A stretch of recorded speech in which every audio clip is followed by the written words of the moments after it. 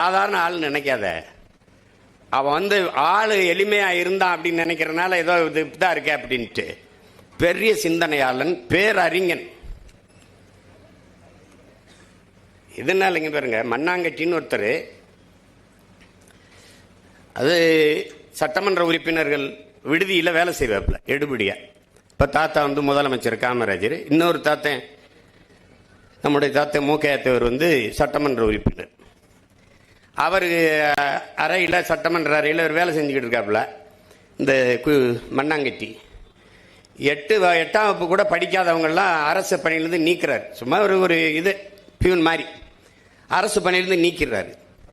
அப்புறம் மண்ணாங்கட்டி ரொம்ப தடுமாறுகிறாரு. அவர் குடும்பம் அவரை நம்பி தான் இருக்கு, வேலை இல்லை, நம்ம படிக்கலையே, இப்போ என்ன பண்ணுறாரு, அரசு வேலையிலேருந்து நீக்கி விட்டாரே அப்படின்னோடனே அவர் ரொம்ப புலம்புறாரு. போய் தாத்தா மூக்கையத்தவர்கிட்ட போய் குறை சொல்கிறாப்புல, இப்படி பண்ணிட்டாரு முதலமைச்சர் அப்படின்னு.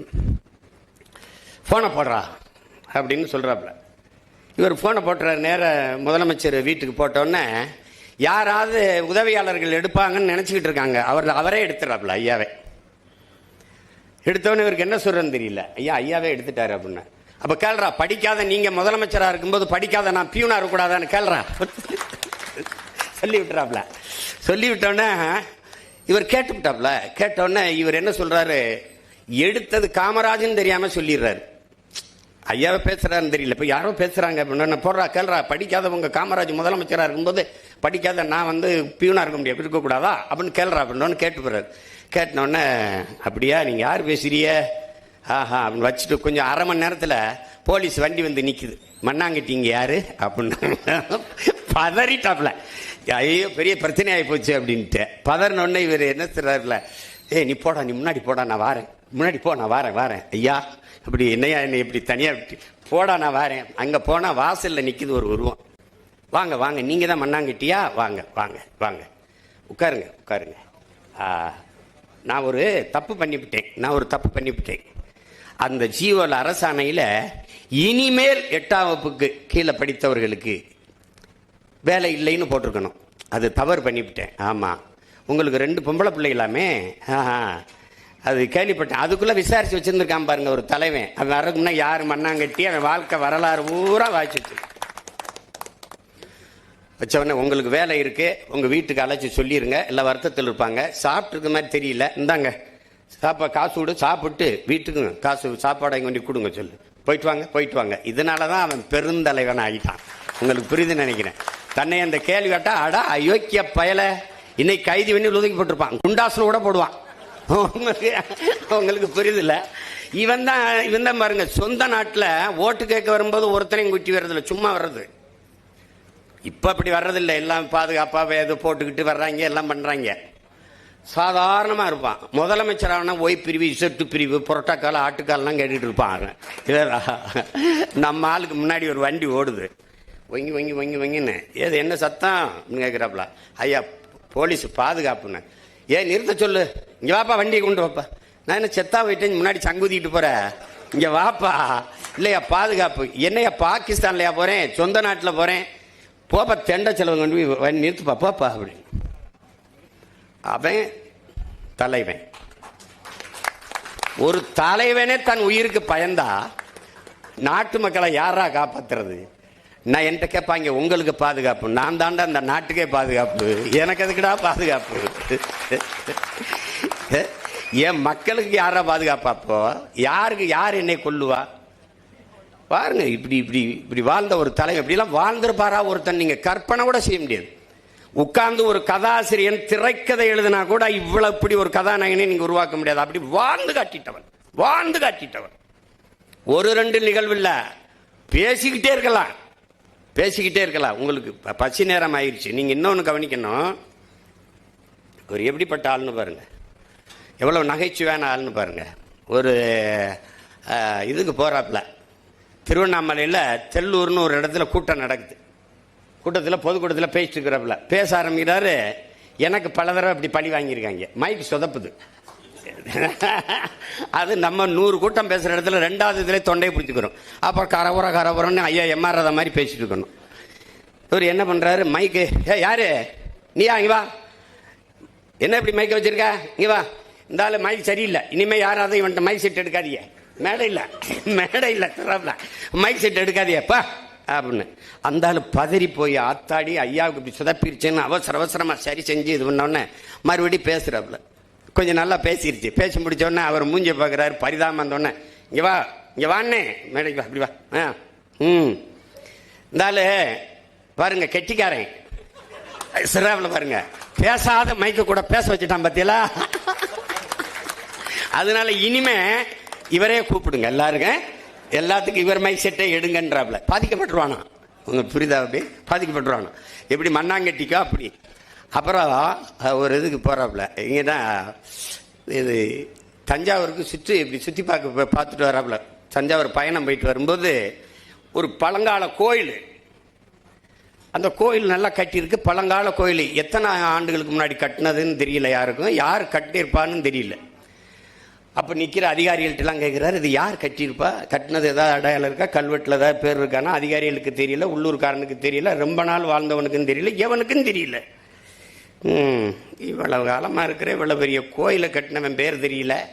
ஒரு மாதம் கூட ஒழுங்காக எரியாத அந்த டீப் லைட்டுக்கு உபயம் யாருன்னு எழுதி வச்சிருக்கான். ஒரு மாதம் கூட ஒழுங்காக எரியாது, அது இந்த டியூப் லைட்டை போட்டவன் பேர் எழுதி வச்சிருப்பான். புரியுதா அவங்களுக்கு? அன்னைக்கு இத்தனை அணைகளை கட்டினவன் நம்ம தாத்தன் ஒரு இடத்துல காமராஜ் கட்டியதுன்னு போடல. இன்னைக்கு கக்கூஸ் கட்டின பேர் கூட இருக்கு. அது பார்த்தீங்களா? ஐயா நீங்க சென்னை வண்ணாரப்பேட்டையில் கூட்டம் நடக்குது. மேடையில் பேசிட்டு திரும்பி வராங்க ஐயா. வரும்போது நடுவன் தொடர் வண்டி நிலையம், அது சென்ட்ரல் ரயில்வே ஸ்டேஷன் பக்கத்தில் வண்டி போகுது. ஏன் இந்த பக்கம் தான் திருப்புற, வண்டியை எங்கே கொண்டு போற அப்படின்னா, அது வேகமாக ஓடி போய் விக்டோரியா நினைவரங்கத்திட்ட மெமோரியல் ஹால்கிட்ட போய் போகுது, திரும்பி போகுது. நிற்கும்போது ஏன் இந்த பக்கமாக சுற்றி வர, நீ போக்குவரத்து விதியைத்தானே பின்பற்றிருக்கணும். ஐயா இரவு 10 மணி ஆயிடுச்சுன்னா ஐயா கூட்டம் இருக்காதியா, நம்ம வாட்டுக்கு வேகமா விறுவிறுன்னு போயிடலாம்லையா. ஆள் இருந்தாலும் இல்லைனாலும் எது போக்குவரத்து விதியோ அதை தான் நீங்க கடைப்பிடிக்கணும். முதலமைச்சராக இருக்க நம்மளே கடைப்பிடிக்கலன்னா அப்ப நாடு மக்கள் எப்படி சரியா கடைப்பிடிப்பான்? இன்னைக்கெல்லாம் முதலமைச்சர் பிள்ளைக்கு நாடு ரோட்ல ஓட்டப்பந்தயம் வைக்குது, இங்கிட்டு ஓடுது அங்கிட்டு ஓடுது, சைக்கிள் ஓட்டுறாங்க.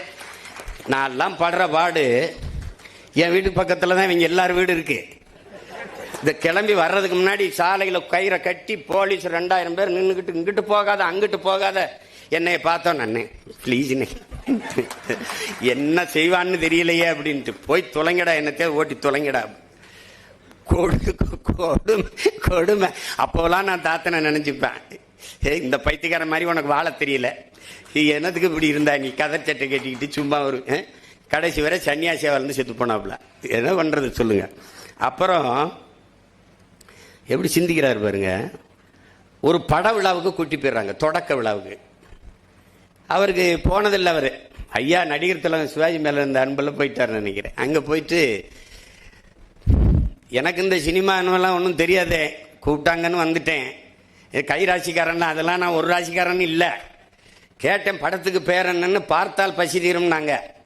பார்த்தா எப்படி பசி தீரும்னு ரொம்ப நேரமாக வரும்போது யோசிச்சுக்கிட்டே வந்தேன். ஆனால் இப்போ தெரியுது இவ்வளோ பேர் வேலை செய்கிறாங்க, நடிக்கிறாங்க, எடுக்கிற படத்தை நீங்கள்லாம் பார்த்தா அவங்க பசி தீரும். அது சரியாக தான் வச்சிருக்கான் பேர். அவர் அதாவது அப்படி ஒரு தலைவனை நீங்க தாத்தன்